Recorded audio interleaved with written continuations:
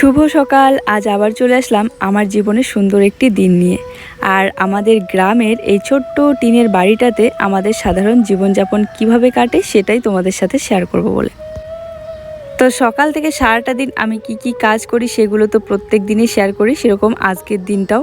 যাই হোক, সকালবেলা ঘুম থেকে উঠেই আগে পর্দাটা সরিয়ে রাখলাম। প্লাস্টিকের পর্দাটা এই জন্যই দেওয়া যাতে রাতের বেলা ধুলাবালি বা বৃষ্টির জল না ঢুকে। শুভ সকাল বন্ধুরা, কেমন আছো সবাই? আশা করি সবাই ভালো আছো, সুস্থ আছো। তো এই হচ্ছে সকালবেলা উঠে পর্দাটা সরিয়ে দিলাম। এখন সব আলো ঢুকবে ঘরের ভিতরে। তো কালকে পর্দাটা দেওয়ার পর কিন্তু বেশ ভালো হয়েছে, কারণ রাতের বেলা কিন্তু হাওয়া হচ্ছিল আর হাওয়াতে কোনো নোংরা টোংরা ভিতরে ঢুকতে পারেনি। আর ভিতর থেকেও খুব সুন্দর লাগে দেখতে, মানে বোঝা যায় প্লাস্টিকের পর্দা কিন্তু ভালোই লাগে, কারণ আলোটাও হালকা করে ঢুকে। আর যাই হোক, বৃষ্টির দিন আসলে বৃষ্টি হলে পরে পর্দাটা দেওয়ার পরও ভিতরে কাজকর্ম করা যাবে, রান্নাবান্না করা যাবে। আজ হচ্ছে জুয়ের আর্ট পরীক্ষা আছে, নিয়ে গিয়ে দিয়ে আসবো ভাবছি। চলো দেখতে থাকো ভিডিওটা প্রথম থেকে শেষ পর্যন্ত, আশা করি ভালো লাগবে। আজ সকালবেলা থেকে কিন্তু হাওয়া হচ্ছে, এই যে হাওয়া হচ্ছে।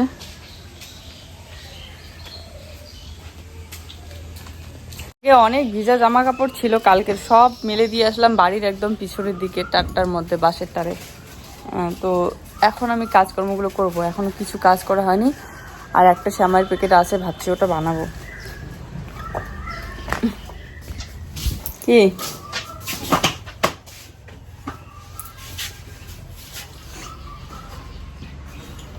মুড়ি বিস্কুট? এখন রান্নাঘরটা গোছাবো, পরিষ্কার করবো, মোছামুছি করবো। আর রান্নাঘর তো মোছাই আছে, ভাবছি ঘর বারান্দাটা মুছতে লাগে, এত নোংরা হয়ে আছে। আর এগুলোতে স্টিল দিতে বলো অনেকেই, স্টিল দিলে ভালো লাগে দেখতে, কিন্তু ওই মাপজোক দিয়ে নিয়ে আসতে হবে। আর পর্দাটা মানে দড়িটা কিন্তু দেখা যায় না বাইরে থেকে, ভিতর থেকে দেখা যায়, তবুও পর্দাটা দেওয়া থাকলে এতটা বোঝা যায় না, চলে আর কি। আর ঘরের ভিতরের তো দড়িটাও একদম উপরে বাঁধা, এই জন্য বেশি একটা বোঝা যায় না। গতকালকের ভিডিওতে অনেকেই কমেন্ট করে বলেছো যে তোমার ইন্ডাকশনটা এইদিকে রাখা ঠিক হয়নি, আর বিশেষ করে সুইচ বোর্ডটা। হ্যাঁ, কিন্তু উপায় নেই, বলো কোন দিকে রাখবো? ওইদিকে তো গ্যাসের টেবিলটা রাখা, ওইদিকে আবার নেটটার এইখানে গ্যাসের টেবিলটা আমি রাখতে পারবো না, বা গ্যাসটা রাখতে পারবো না, নাহলে নেটটা গলে যাবে। যেহেতু গ্যাস থেকে আগুনটা বেরোয় আর ইন্ডাকশন থেকে তো আগুনটা বেরোয় না, এই জন্য এই সাইডে রাখা। এই জন্যই তো এত বুদ্ধি করে প্লাস্টিক নিয়ে এসে দেওয়া, এত খরচ করে, যাতে জলের ছিটে ফোটাও না পড়ে, এই জন্য আবার ডাবল করে দেওয়া হয়েছে। তার উপরে আবার সুতলি দিয়ে বেঁধে দেওয়া হয়েছে, সুতলি ওটাকেই বলি আমরা, যেটা ওই হলুদ রঙের একটা দড়ি এনেছিল না প্লাস্টিকের কালকে, ওই দড়িটাকে বলছি। উপর দিয়ে বেঁধে দেওয়া হয়েছে যাতে হাওয়া হলেও প্লাস্টিকটা উড়ে না যায়।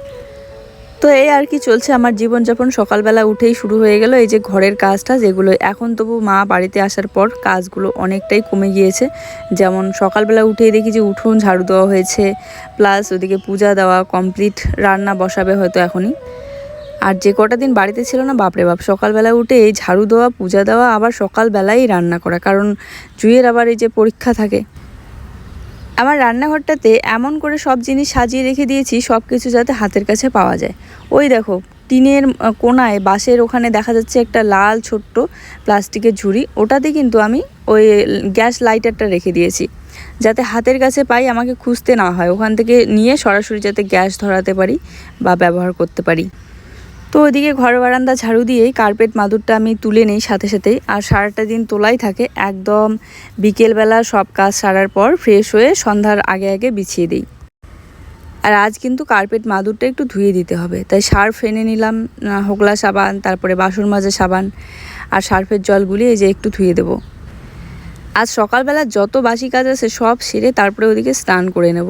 স্নান করেই ভাবলাম শ্যামাইটা বানাবো, তো ওইদিকে আর হাতে টাইম একদম নেই, স্কুলের টাইমও হয়ে এসেছে। ওইদিকে আবার মাও ভাত করে নিয়েছে, বলছে জুইকে খাওয়াতে, তাই ডিম সেদ্ধ আর হচ্ছে মুসুর ডাল সেদ্ধ ছিল, ওটা দিয়ে জুইকে খাওয়া দিয়েছিলাম।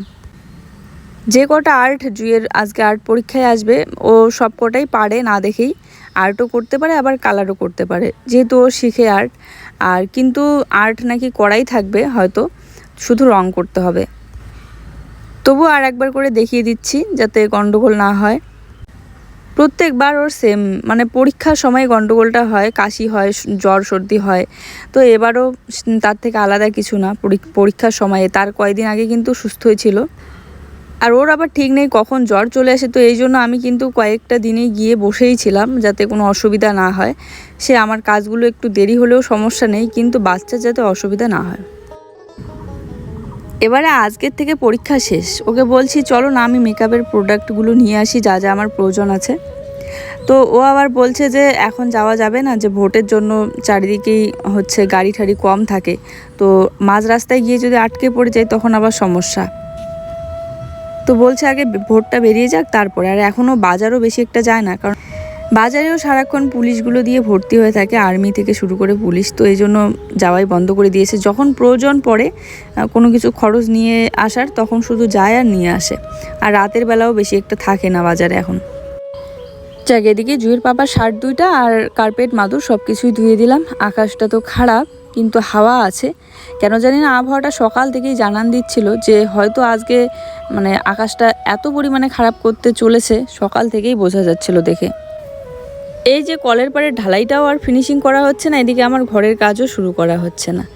এই তো বর শুধু বলে বলে রাখছে যে ভোটটা বেরিয়ে যাক, এতদিন তো বললো যে জিনিসের দামটা বেশি তার জন্য, এখন বলছে যে ভোটটা বেরোক, ভোটটা বেরোলে জিনিসের দামও কমবে নাকি, তারপরে নাকি কাজ শুরু করবে। দেখা যাক কবে হয়।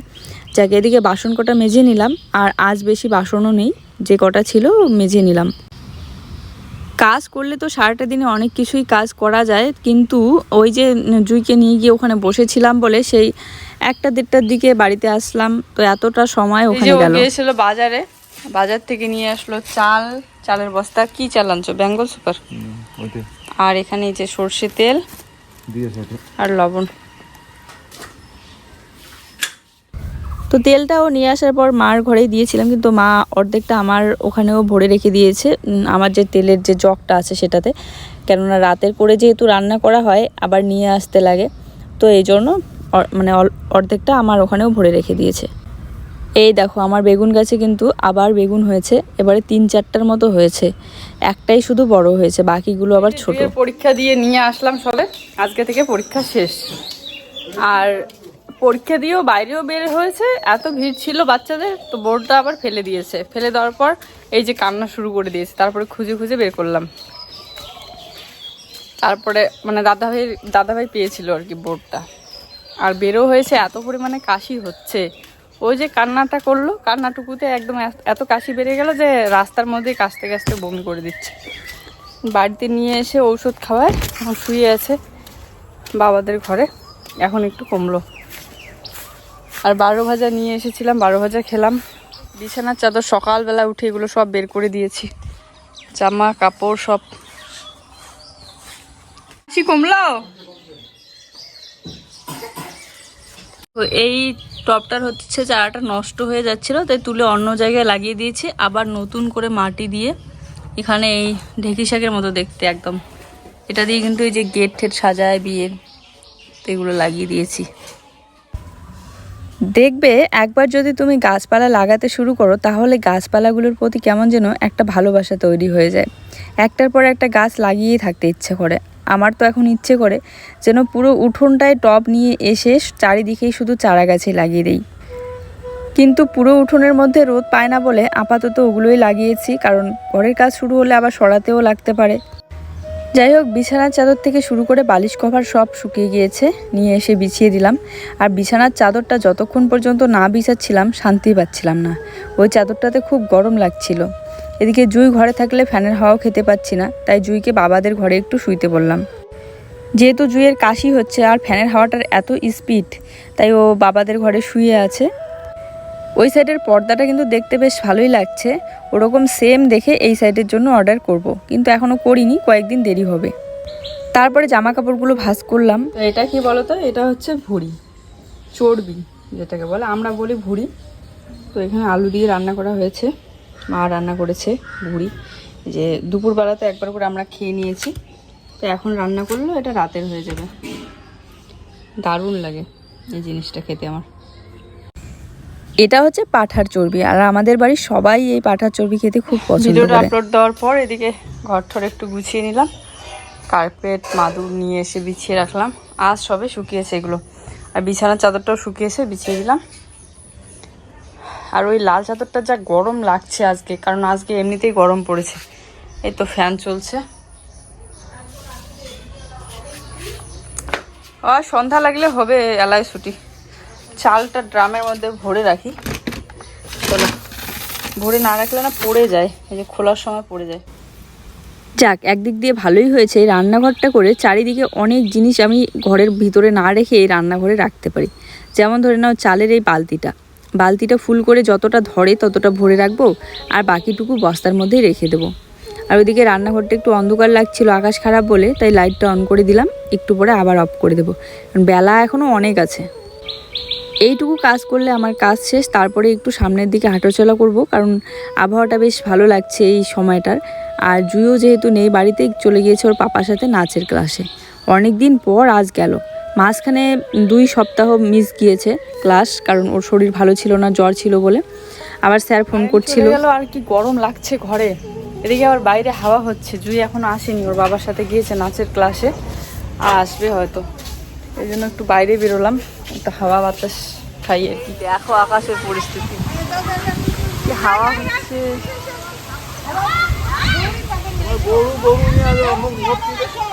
এমন আকাশ করেছে, আবার জুই এখনো আসেনি। ওর বাবাটা কেমন দেখে কি দেখে না, কি হাওয়া হচ্ছে, এ বাপরে।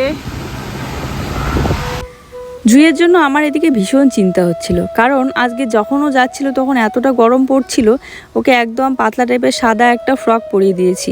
তো এই জন্য ভাবছিলাম যে হাওয়াতে ঠান্ডা লাগছে কিনা, আবার কোথায় আছে, রাস্তায় রাস্তায় আছে কিনা।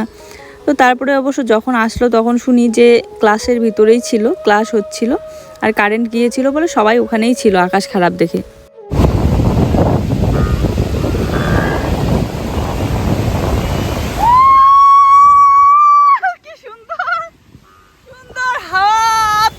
কি সুন্দর করে তুলেগুলো উড়ে আসতেছে।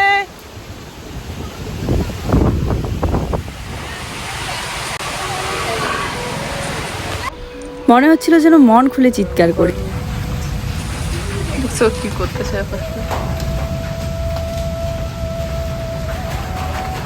কালো মেঘ করছে। এই দেখো, বালিশ সরা, বালিশ সরা, সরা সরা বালিশ। বালতি টালতি কিছু কামড়ে। এখানে এমসিল আছে। হ্যাঁ হ্যাঁ, শেষ সর্বনাশ।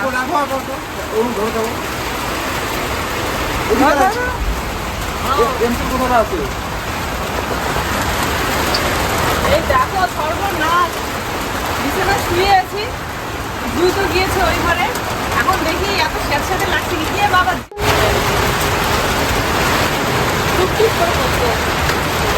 দাঁড়াও, এটার ব্যবস্থা হবে এখনই। তুমি ধরে থাক, করতে দিও না জল।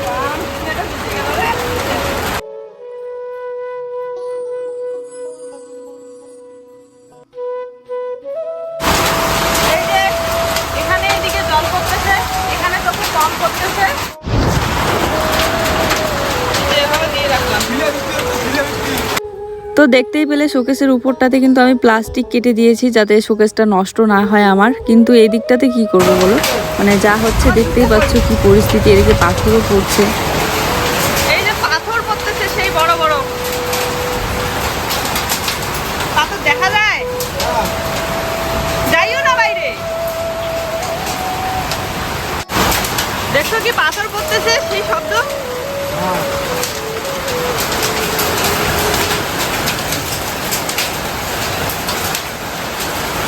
ওই ঘরে গেলেই বোধহয়, না গেলে অবশ্য বিছানাটা ফুটে হয়েছে, দেখতেই পারতাম না আমরা। জল পড়ে পুরো বিছানা ভিজে যেত। কি টুকটুক করে জল পড়তেছে। ভাগ্য ভালো বড় গামলাটা এখানে একটা থাকে এই ঘরে, নাহলে যে কি হয়তো কে জানি, যে পরিমাণে জল পড়তেছে।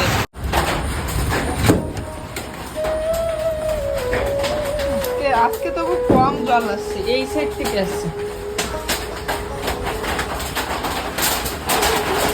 এই দিক থেকে কোথা থেকে জল আসছে, তো বন্ধ করাই আছে।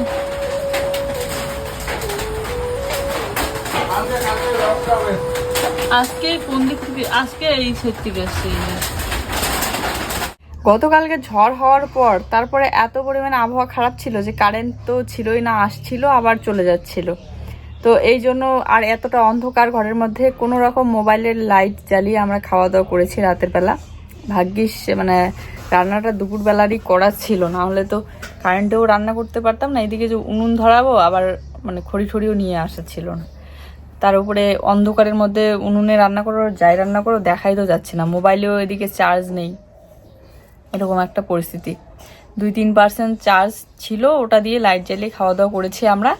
তো এরকম করেই ঘুমিয়ে পড়েছি রাতে। আর এই জন্য ভিডিও পরে অবশ্য কারেন্ট এসেছিল, তারপরে ওই যে আবার যাচ্ছিল, শব্দ হচ্ছিল, মনে হয় কোথাও মানে ডাউন হয়ে যাচ্ছিল, হয়তো শর্ট করেছিল, তার জন্য গাছের ডাল ঢাল পড়ে হয়তো।